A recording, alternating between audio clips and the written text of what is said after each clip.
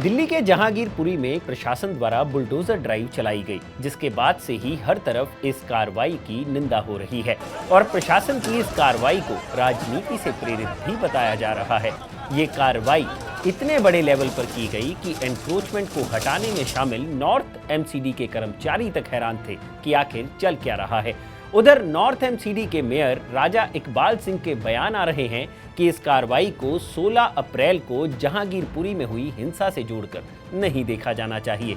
ऐसी कार्रवाई तो प्रशासन पहले भी करता रहा है। अब मेयर साहब जिस कार्रवाई को आम बता रहे हैं, उसमें 1000 के करीब पुलिस वाले, 4 बुलडोजर, 8 बड़े ट्रक और 4 छोटे ट्रकों का इस्तेमाल किया गया।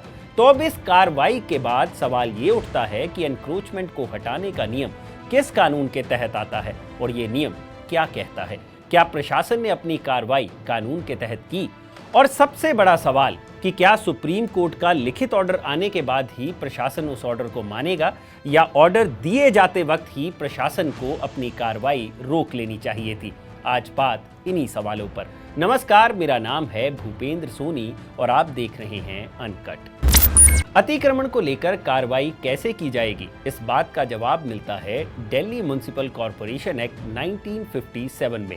इस एक्ट के मुताबिक अगर किसी शख्स ने इल्लीगल कंस्ट्रक्शन कर रखी है और प्रशासन को उस कंस्ट्रक्शन को हटाना है तो कार्रवाई से 5 दिन पहले उस शख्स को नोटिस देना होता है, ताकि वो इन 5 दिनों के दौरान अपने स्ट्रक्चर में सुधार कर ले। उसके बाद भी अगर इल्लीगल कंस्ट्रक्शन रह जाती है तो प्रशासन उसे हटा सकता है। इसके लिए कमिश्नर ऑर्डर जारी कर सकता है। अब ये जो हमने रूल बताया वो रूल प्राइवेट प्रॉपर्टी पर लागू होता है। जैसे कि 2 मंजिला मकान बनाने की इजाजत है तो किसी ने 3 मंजिला बना लिया, ऐसी चीजों पर ये वाला रूल लागू होता है।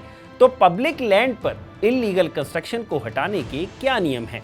रूल्स के मुताबिक कमिश्नर के पास ये पावर होती है कि वो बिना किसी नोटिस के सड़क पर सामान बेच रहे रेहड़ी पटरी वालों से लेकर कुर्सी, सीढ़ी, सामान आदि को हटाने का ऑर्डर दे सकता है।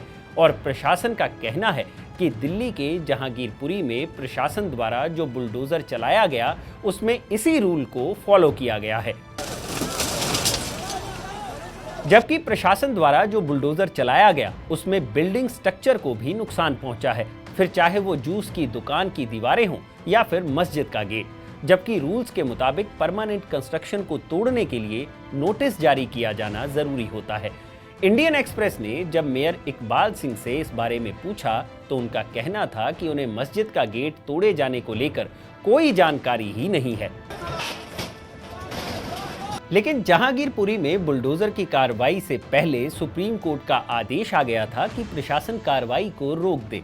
अब यहाँ इस बात पर सवाल उठाए जा रहे हैं कि जब सुप्रीम कोर्ट ने ऑर्डर 10:30 के आसपास दे दिया था तब भी प्रशासन द्वारा 12 बजे तक कार्रवाई क्यों चलती रही?